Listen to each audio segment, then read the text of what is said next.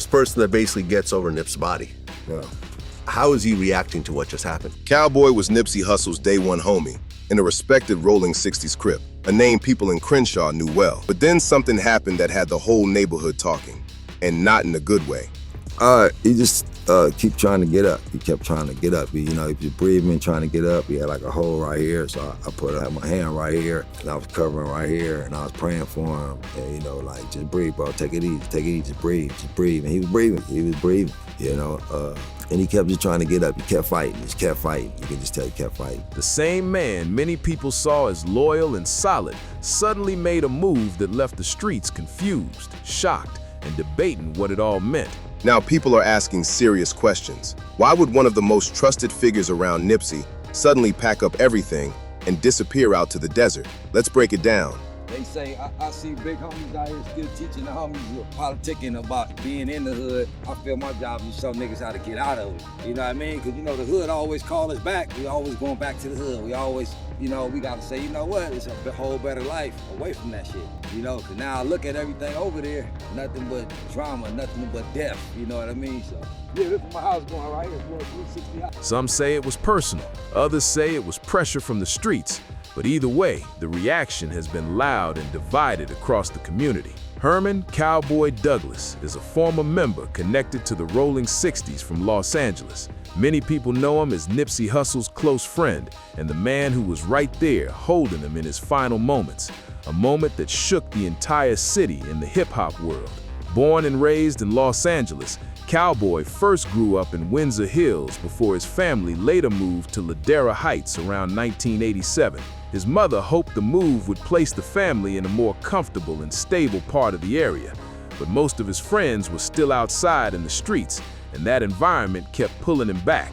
I work with Nipsey was my friend. He was like a son, he was like a dad. Our community right now, we lost everything. Everything we worked for, one person took that person out of our community. Growing up around Rolling 60s territory meant dealing with neighborhood politics early, whether he wanted that life or not. And Los Angeles, where you live, often decides what neighborhood you represent. And if your family moved onto a certain block, people automatically connected you with whoever controlled that area. It was not really about choosing a side. For many people, it was simply about surviving the environment around them. A lot of outsiders misunderstand LA gang culture and think it is only about people trying to act tough or chase money. But for many who grow up in those neighborhoods, the situation is deeper than that. People are born into long-standing conflicts that started years before they were even around, and those tensions can shape daily life, whether someone wants that or not. Your zip code can quickly become your identity in the streets, and that identity sometimes brings rivals you have never even met, where even walking through the wrong area could turn dangerous because of disputes tied to neighborhoods. The jobs we don't have no more. Homies don't have nothing to do. They backsliding. They robbing people now. We had stuff to do. Now they don't have nothing to do. All our stores are closed down. We were relying on jobs. The whole community relied on them. The conflict between the Rolling 60s and 8-Trade gangsters, which began around 1979, changed the entire dynamic in Los Angeles. Before that, most tensions were mainly between Crips and Bloods, but when the 60s and the Trades started clashing, the city's street politics became even more divided. Suddenly, neighborhoods felt pressure to line up with one side or the other, and people talked about the neighborhood side and the gangster side, a choice that could shape alliances and rivalries for years. One day, when Cowboy was still a teenager walking through the neighborhood, older members rolled up and started questioning him because they wanted to know exactly who he was and what area he represented. Cowboy told them he was from the neighborhood but hadn't picked a street name yet. What happened next was what the neighborhood called a traditional put-on. 3 members took Cowboy to the back so they could see what he was made of. It was not a group attack or a beatdown. It was more like a straight-up test of heart, where one person would step up and they would squabble, then the next one would go. If someone slipped or fell, they would let him get back up and keep going. Back then, the rules in many neighborhoods were different, and fights were often handled one-on-one. And when it was done, they would pick you up, brush you off, and the respect was earned. And the team that we had down there, now the team is not down there, it's not down there. The whole community, all of our stores are closed. We have nowhere to go. We can't go to Rouse to get no food. The only thing that we have is that shopping center. That shopping center is closed down now. Tourists are coming by there, can't even take pictures no more. Everything we built got tore down. One man's mistake, one man's action messed up a whole community. Our whole community is suffering to this day. These kids don't have nowhere to go. They have nothing to do. They have nothing to look up to no more. Cowboy held his ground that day and never touched the pavement. He stood firm through the whole test, and that earned him respect right away. After that, he was accepted into the rolling 60s. But that respect came with a heavy price, because the moment he stepped in, every rivalry connected to that neighborhood automatically became his problem too. Around that same time, Cowboy started going in and out of youth detention centers. Juvenile Hall, Central Juvenile Hall, Los Padrinos, and other youth facilities became part of the routine. The cycle started looking the same every time. Get arrested, serve time, come home, and end up back in the streets again. By the time he reached his late teens, he was deep in that lifestyle. But there was another side to Cowboy that most people never talk about, because he had talent beyond the streets. In 1996, he started doing stand-up comedy at the Comedy Act Theater near Ladera Park. A friend's uncle owned the place, and the venue had already helped launch comedians like Chris Tucker and Martin Lawrence. At first, Cowboy was just helping behind the scenes, turning on lights and supporting the shows. But one day, the comedians dared him to step on stage. When the crowd started laughing, something clicked, and he realized he had a whole different kind of talent. Nipsey Hussle, big homie, just ended somebody's gangbanging career. This was one of the funniest, but saddest, but also glorious things I think I've ever witnessed on the internet. Comedy became something Cowboy truly loved, and that creative side of him would later play a big role in how he connected with Nipsey Hussle. While some people around the neighborhood saw music and rap as just something to pass time on the corner, Cowboy already understood there was a real business and artistic side to entertainment, and that mindset would end up shaping a moment that changed both of their lives. One day, Cowboy noticed a young guy walking through the neighborhood. The kid had on khakis and chucks, looking like he might represent the area, but he was not claiming anything openly. This was around 2003 or 2004, right after Cowboy had just come home from prison. Cowboy rolled up and asked him the usual question people ask in the streets about where he was from. The young man said his name was E, and he told Cowboy he was not involved in any neighborhood affiliations, but Cowboy could already see the situation clearly. He basically told him, look, you might not represent anything right now, but if rivals pull up and see you dressed like that in this area, they might assume you do. That can bring problems whether you want it or not. At first, some of the other guys around the neighborhood were not really paying attention to E. They knew he was a rapper, and during that time, rappers did not always get much respect in the streets. So a couple days ago, Cowboy went back to the Rolling 60 hood. Well, he lives there, I think, currently, but he made it a point to kind of go outside and film, because there's been online chatter that he can't go back to the hood, he can't walk around no more, because he took the stand in the Nipsey Hussle murder case, which for the most part, I don't know why anybody would be mad at Cowboy for taking a stand and helping get in Nipsey Hussle justice, but he did that. And because of that, people have, I guess, turned against him. Some would brush him off and say things like, oh, that's just E, he's just a rapper. But Cowboy saw something different in him right away. The young guy carried himself with maturity, talking about real plans, real business, and bigger goals. What stood out most was his music, because even back then, E was already rapping with awareness and purpose, not just repeating street life stories for attention. The young rapper had something deeper in his music. He had a message, but at the same time, he was still looking for acceptance from the people around him. Like many young men in the neighborhood, he wanted to belong somewhere. Cowboy could already see the direction things were headed long before everyone else noticed it. Cowboy even told the others straight up, give it about a year. This dude is gonna be from the hood and he's gonna outshine all of you. Some people laughed at the prediction because at the time he looked like the underdog, but Cowboy stayed confident in what he saw and believed that once everything lined up, this young artist would stand out from the rest. And the transformation played out almost exactly how Cowboy predicted. After E officially got accepted into the Rolling 60s and later became known as Little Thundercat and eventually Nipsey Hussle, everything started shifting. He kept that conscious rap style, but now it came with real credibility from the neighborhood. He wasn't speaking from the outside anymore. he was directly connected to one of the most talked about neighborhoods in Los Angeles. After Nip passed, it was a lot of love from everywhere, but then everything went haywire. You know what I mean? A lot of unnecessary death. A lot of people died that the world never heard about. You know, you never heard about Takeoff, Mad Ronnie. You never heard about those homies. And I watched them, and I raised all of them, watched them die. Their relationship went far beyond music or neighborhood ties. Many nights they would sit in Cowboy's grandmother's garage learning how to use ProTools.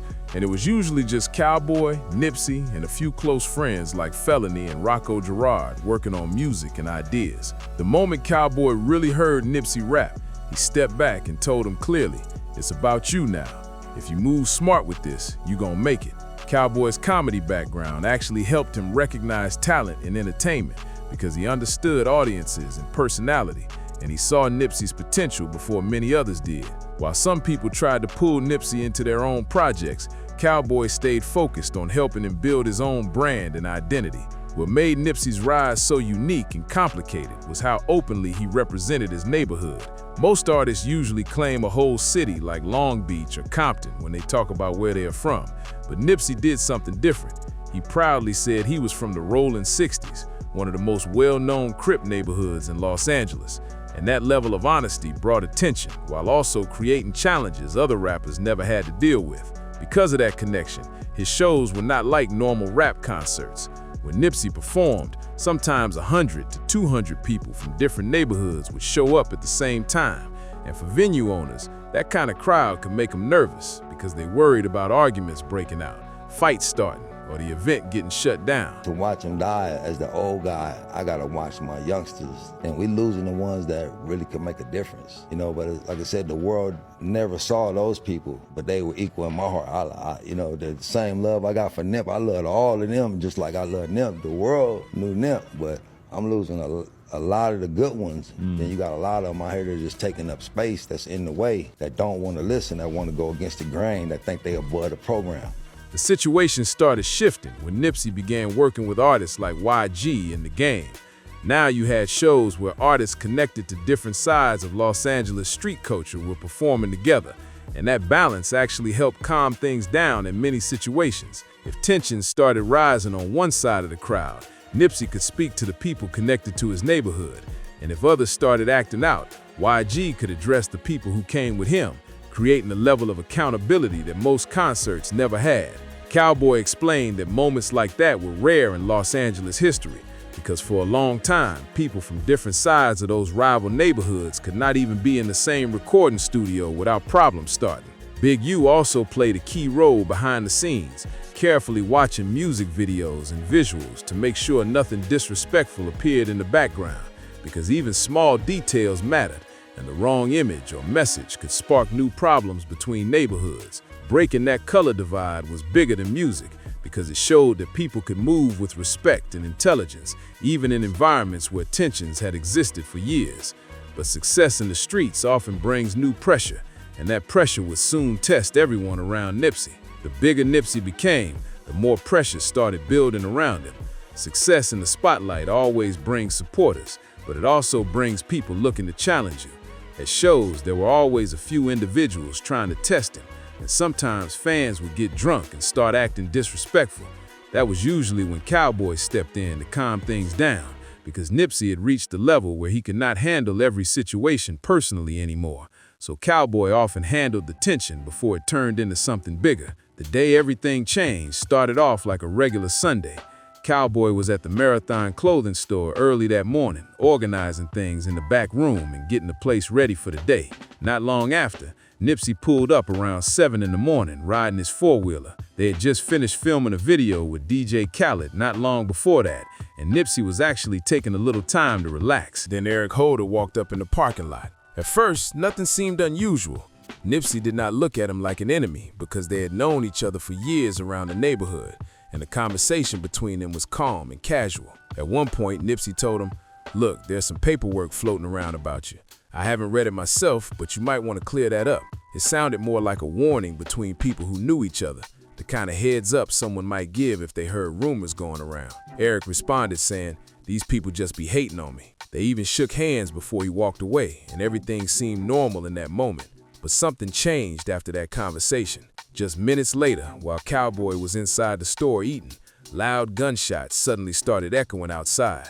Cowboy immediately realized something was terribly wrong and rushed out, running through several doors trying to reach the parking lot as fast as possible. Cowboy was the first person to reach Nipsey after the shooting. When he ran into the parking lot, he saw his friend on the ground, still trying to move and fight through the pain. Cowboy later described the moment saying, "I see my bro lying there, and he's trying to get up.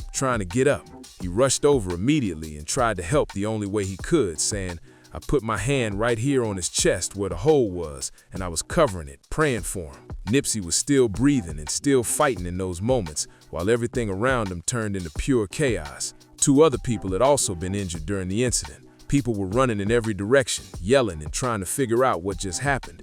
But Cowboy said he did not even notice the other victims at first because his full attention was locked on Nipsey. In that moment, nothing else mattered to him except trying to help his friend survive. 2 years later, when Eric Holder's trial finally began, Cowboy made a decision that shocked many people in the streets. He agreed to testify in court, something that goes directly against the rules many people in gang culture grow up hearing about. For someone with Cowboy's background, that choice instantly sparked controversy. In street politics, taking the stand for any reason is often viewed as the ultimate violation. It does not matter if the testimony is against an enemy or meant to defend a friend. Many people simply label it the same way, but Cowboy's motivation was different. Prosecutors already had video footage and witnesses connected to the case, so the conviction was not dependent on him. Cowboy said his real reason was about protecting Nipsey's name, because rumors and false stories had started spreading through the streets, and he wanted the truth on record. Still, the reaction from the neighborhood came fast and heavy. Some people he had grown up with, people from the same corners and sets he once stood beside, suddenly turned against him. The same individuals who claimed to respect Nipsey were now calling his closest friend a snitch simply for defending Nipsey's reputation. After testifying, Cowboy suddenly found himself in a dangerous position inside his own neighborhood, and the same streets that raised him no longer felt safe. People he once stood beside were now looking at him differently. A culture that always talked about loyalty had turned on him simply because he chose to defend Nipsey's name and memory. But the pressure was not just about physical danger. It also became a mental battle. Cowboy started questioning the mindset he had been around his whole life. In his eyes, something about the situation felt backwards, because defending the reputation of a friend who had passed away somehow became more controversial than the act that caused the loss in the first place, and that realization weighed heavily on him. At that point, Cowboy began thinking seriously about changing his entire life. A lot of that thinking came from conversations he had over the years with Nipsey. Nipsey always talked about ownership and building something real. He would explain the difference between being the landlord instead of the tenant, owning assets instead of carrying liabilities, and creating generational wealth instead of constantly living check to check. And those ideas stuck with Cowboy and started changing how he looked at his own situation. When Cowboy finally sat down and reviewed his finances, the numbers surprised him. He was paying around $16,000 every month in rent across different places in Los Angeles, including apartments, stores, and other spaces. All that money was going straight to property owners who did not even live in the community, while the wealth was leaving the neighborhood instead of being built inside it. At the same time, Cowboy realized he had hundreds of thousands of dollars tied up in jewelry sitting in safes. Gold chains, watches, and diamonds that once represented status in the streets were really just expensive items with no real productive value. And in many ways, they only made him more visible and more of a target. That realization started a major shift in his life. Cowboy went to a pawn shop and began selling off the jewelry that had been part of his image for years, with one piece after another disappearing. Each chain and watch represented a chapter of trying to impress people who were no longer standing beside him. Then, Cowboy made an even bigger move. Instead of simply relocating to another part of Los Angeles, he completely stepped away from the environment he had known his entire life and purchased 5 city blocks of open desert land between Los Angeles and Las Vegas. He calls the place Sand City, a name inspired by both the desert landscape and its location between Sin City and LA. The contrast in Cowboy's life today is wild. Not long ago, he was paying nearly $16,000 every single month just in rent for places he did not even own. And now he pays around $500 a month for land that actually belongs to him. That shift alone completely changed how he moves and how he thinks about money. Back in Los Angeles, the background noise was constant, with helicopters flying overhead, sirens echoing through the streets, and non-stop tension around the neighborhood. Out in the desert, the atmosphere is totally different, and most days the only sounds are his dogs barking and the quiet wind moving across the open land, giving him a level of peace he never experienced growing up in the city. Cowboy is not just living there either. He is literally building his new life with his own hands. The main house he is constructing will feature massive 360-degree windows and even a glass ceiling, giving him a full panoramic view of the desert sky and landscape. Solar panels power the entire property, meaning he does not rely on outside utility companies for electricity. He's also adding guest spaces for workers and visitors, storage areas for equipment, and even planning an indoor fish setup as part of the property. A lot of the building materials come from natural resources like rocks and stones, and sometimes neighbors bring extra materials to help support the project. But owning the land represents something deeper than just a lifestyle change. For Cowboy, it is about building generational wealth. He's already given 1 acre to his father and another acre to his wife's father, and instead of temporary spending, he's creating something that can grow in value and be passed down to the next generation. His young son now visits the property regularly and learns hands-on skills like construction, caring for animals, and managing land. Instead of growing up surrounded by street conflicts, the boy is learning carpentry, farming, and self-reliance. When Cowboy first started talking about buying land in the desert, many people from the neighborhood thought he had lost his mind. Some believed the stress from Nipsey's passing and the court case had pushed him too far. But now that the project is growing and showing real results, the situation looks very different. Still, in street culture, when someone breaks away from the cycle and starts thriving, it can sometimes make others uncomfortable or even jealous. Cowboy's new life sends a message that challenges a belief many people in the streets grew up hearing. For years, the idea was that leaving the neighborhood meant you were weak or pretending to be something you were not. But Cowboy is showing something different by building a new path and documenting the process openly online. He regularly shares updates on social media, showing the land, the construction, and the lifestyle he is creating out in the desert. For many people watching, it looks inspiring. But at the same time, that visibility also comes with real risk because anyone who used to know him, whether they were friends or rivals, can see exactly where he is and what he has built. The reaction from people connected to Crip culture has been mixed, though a lot of it has been negative. In the streets, the mindset is often that once someone is part of that life, it is forever, and walking away can be viewed as abandoning the neighborhood or acting like you are better than the people still there. For someone with Cowboy's reputation and history, his decision carries even more weight. Younger people who once looked up to him might start asking questions about the lifestyle they were taught to follow. If someone respected like Cowboy can step away and still find success, it naturally makes people wonder about the value of continuing conflicts over territory. The combination of testifying in court and then leaving the neighborhood has made Cowboy extremely controversial among some of his former associates. On social media, many critics label him a snitch, even though the details he shared during testimony were already widely known from other evidence in the case. At the same time, living in a remote desert area can bring its own concerns. Unlike a busy city where cameras, traffic, and witnesses are everywhere, isolated land can leave someone more exposed if a person with bad intentions shows up. Still, Cowboy appears ready to accept that risk rather than return to a lifestyle he believes had become unhealthy and destructive. What Cowboy's story shows more than anything is how powerful the mindset of gang culture can be.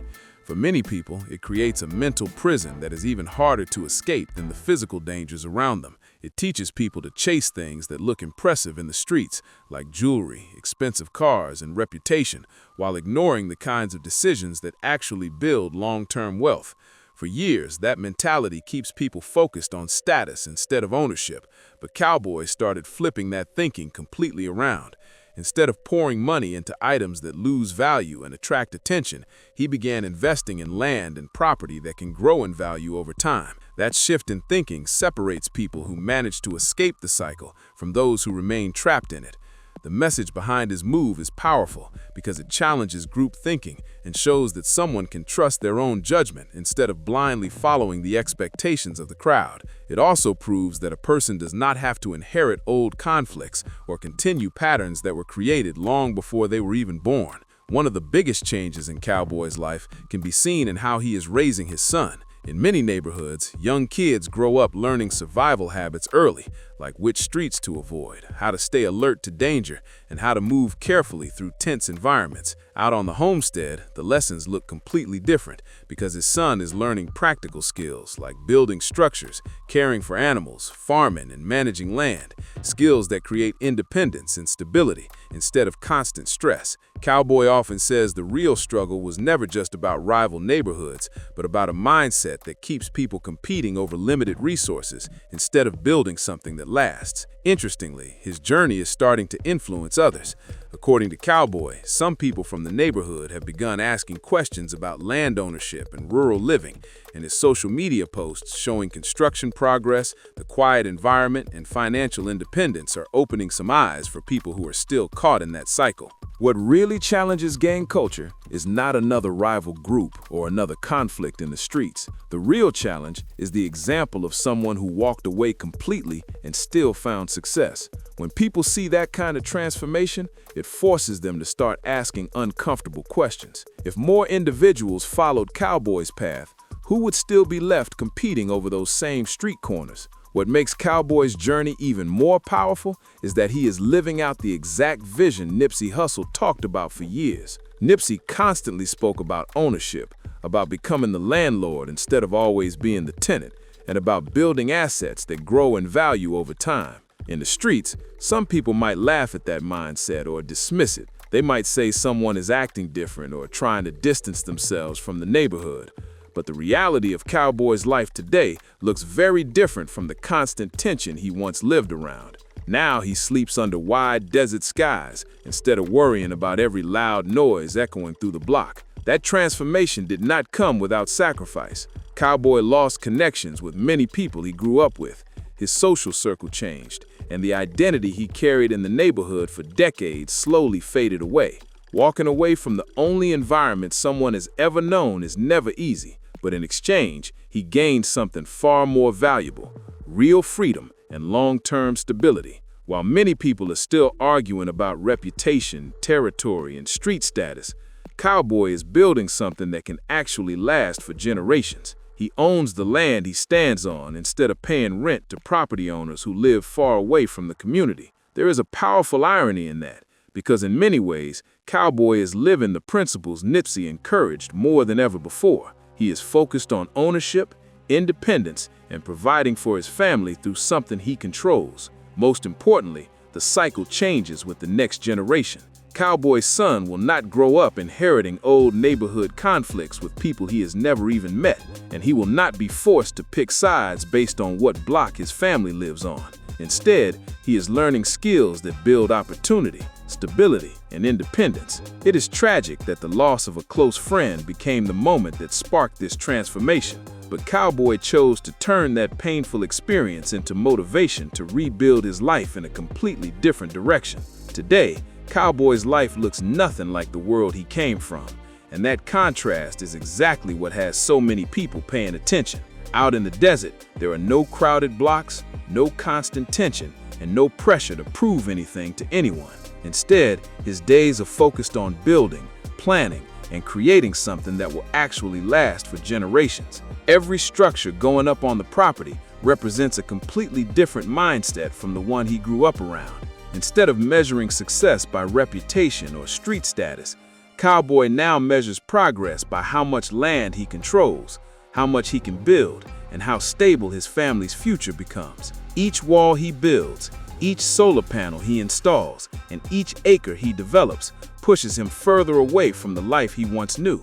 The land itself has become a symbol of independence, with no landlord telling him what he can or cannot do, and no rising rent prices draining money every month. Instead, there is open space, ownership, and the freedom to create his own environment the way he wants. That level of control over his life is something very few people from his background ever get the chance to experience. The interesting part is that people are watching closely. Through social media, thousands of viewers see the progress step by step. They see the construction, the desert views, the peaceful nights, and the steady growth of something real. For some people still living in the city, those images spark a new idea they never considered before. Instead of believing the only path available is the one they grew up around, they start wondering if there might be another option.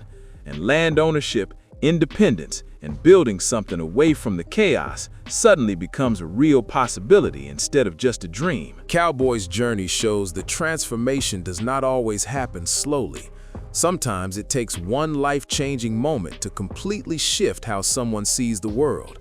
And once that mindset changes, the entire direction of a person's life can change with it. Now, the same man who once stood on crowded city corners is standing in the middle of wide-open land that belongs to him.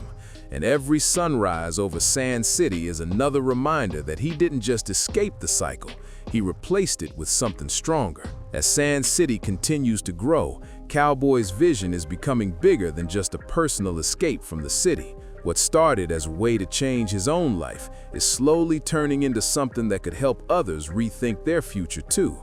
And every new structure on the land shows that a completely different lifestyle is possible when someone focuses on ownership and long-term thinking.